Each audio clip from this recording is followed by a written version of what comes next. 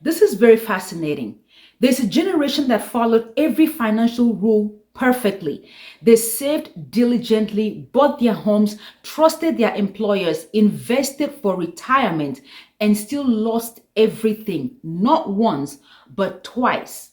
Now, here is why this matters to you and I. We are watching the same pattern play out right now. Headlines scream recession, market instability, layoffs at stable companies.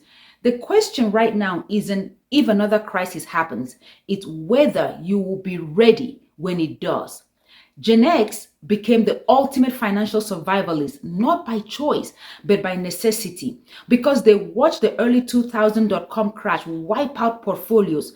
Then 2008 hit and cut out retirement accounts in half, collapsed their home values, and proved that decades of you being loyal to your company means absolutely nothing. Gen X quietly figured out how to build financial resilience when the system keeps breaking its own rules. And right now, we cannot predict when the next storm hits, but we can do what Gen X learned to do. We can build the ark before the rain, fully prepared, multiple backups, emotionally protected, and financially unstoppable. So in this video, I'm breaking down the strategies that let Gen X not just survive, but thrive when the system failed them. So you can stay ready no matter what the economy throws at you. Now, before we dive in, I have a gift and a very important announcement for you at the end of this video. Now, let's get started with the moment their trust in the system completely shattered. Picture this. It's the early 1980s and you are a child watching your parents go to work at the same company they have been at for 15 years plus. Same paycheck every 2 weeks. The bank teller even knows them by their name. They have a pension, an actual pension that will pay them in retirement. Their savings account earns real interest. The mortgage will be paid off in 15 years, right on schedule. Money feels predictable, almost mechanical. If you follow the steps, you get the outcome. You work hard, save consistently, retire comfortably. It was a fantastic formula that worked until fast forward 25 years later. You are in your mid 30s. You follow the exact formula your parents did. You didn't gamble, you didn't take shortcuts, and you did everything right. And then in 1 month, you watch your retirement account get cut in half. Your home value completely collapsed. And companies laying off people who have been loyal employees for 20 years plus. You realize that the formula was a lie and the system could change the rules whenever it wanted to. Now, that betrayal fundamentally shaped how Gen X thinks about every single financial decision from that point forward. People didn't fail the system failed them. And that moment didn't just hurt them financially, it rewired how they think about money. According to research from the Trans-America Center for Retirement Studies, about 70% of Gen X say they are genuinely worried about retirement, but they also have some of the highest 401k contribution rates of any generation. They don't believe it will work because of their experience. They save like an apocalypse is coming because for them, it already did twice. And honestly, they're not being irrational. They watch their parents' pension get wiped away. They have already been burned multiple times. Now let's talk about side hustle with them. Here is something interesting. Gen X pioneered what millennials now call side hustle, but their motivation was completely different. They invented them because they saw the consequences of not having another income stream, of relying on a single paycheck. They watch co-workers being escorted out after decades of loyalty to a company. Right now, they have a higher rate of self-employment and secondary income streams than both boomers and millennials. But here is the key difference. Most of them keep their primary jobs. They're not trying to quit their 9 to 5 to follow their passion. They are building backup systems while keeping their main exit open. That image of them watching their colleagues get escorted out of a building with a cardboard box after 20 years of loyalty burned into an entire generation's brain.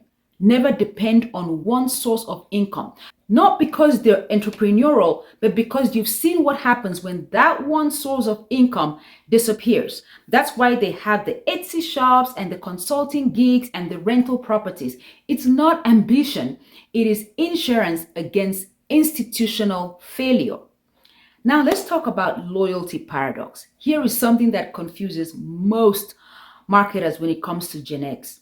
Research from Adobe found that Gen X are 34% more likely to stick with brands from their youth, even when cheaper options exist. They would literally quit a Fortune 500 company via email, but they would drive across town to a coffee shop where the owner knows their order. That pattern is consistent with Gen X. They have zero loyalty to institutions, but intense loyalty to people and products they trust. So, yes, they're still buying the same brands they loved in the 90s. They're still listening to the same band, still using products from their youth. Not because they're stuck in the past, but because those things haven't lied to them yet. Now, let's talk about their spending. This is where it gets more interesting. Gen X has the highest savings rate and emergency fund, but they also spend more on experiences than any other generation.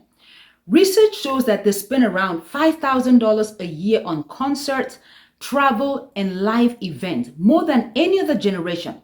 So they are paranoid about their finances, but would gladly spend lavishly on experience because physical possessions cannot be trusted either. Your house can go under in a housing crash. Your car can lose value. Your belongings mean nothing when the economy tanks. But that concert you went in 1994, that trip you took with your family, nobody can repossess those memories. The bank can't foreclose on those experiences. You can't lose them in the stock market crash. So when you think about it that way, it's actually brilliant. They figured out that in an unstable economy, experiences give you a better return on emotional investment than things. So it's not reckless spending, it's strategic allocation of resources into something that can't be taken away from them. Now let's talk about strategic debt management. Here is a statistic that surprises a lot of people. According to Experian, Gen X carries the highest total debt of any generation, but they're also the most strategic about how they use that debt. They'll take a $400,000 mortgage but refuse to carry a $2,000 credit card balance month to month. No. What's the difference? It gives them control and predictability. A mortgage is predictable, fixed payment, clear timelines. You know exactly what you're dealing with. Every single month, the payment is stable. For the next 25 years, you pay a fixed amount. But credit card debt is chaos. It compounds, it snowballs, it's quicksand that never ends. And they watch it swallow their parents' household during the 80s and the 90s. They witnessed unprecedented level of consumer debt and they saw the devastating consequences play out in 2008 during the crash. So they'll leverage debt for assets they believe will appreciate or generate income like real estate, like a cash flowing business, strategic moves with clear timelines.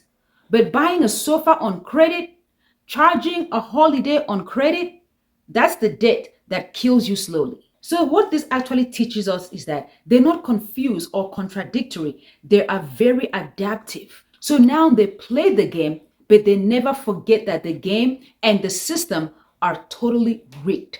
They save, but they don't trust it. They work, but they build backups. They spend strategically on what cannot be taken away from them.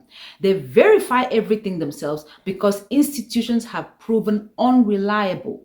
They are financial survivalists. They trust nothing, but they prepare for everything. So, what can we take from this? Never depend on one paycheck because job security and job loyalty are dead. So, act like it. Spend on what cannot be taken away from you. Good experiences, time with family, memories compound, but things depreciate. Save aggressively, expect disaster, but hope for the best. Build your emergency fund to assume the worst because that's the only way you can really prepare for it. Don't outsource your financial thinking to experts who will not suffer your consequences. Gen X learned this the hard way, so you don't have to. Because if the last few decades have taught us anything, is that the system can change the rules whenever it wants to. And the people who survive and thrive are the ones who prepared for that possibility. If you are starting late with finances or you are a beginner, here is the truth. I started my financial journey in my late 30s, earning just $30,000 a year. 7 years later, by the grace of God, I built a seven-figure net worth without 40 years of compounding. I used a very simple personalized system that helped me grow that $30,000 to seven figures in just a short time. So on April 4th, I'm running my first free hands-on 1 hour workshop where I will show you my whole system and walk you through building yours. In 60 minutes during that workshop, you will know your starting number, which is your net worth. You will identify your money leaks and create a system, a personalized system that turns your income into a wealth creating machine, giving you financial stability and peace. So click on the link in the description to reserve your seat. Thank you so much for watching. Thank you for subscribing, and I'll see you in the next video.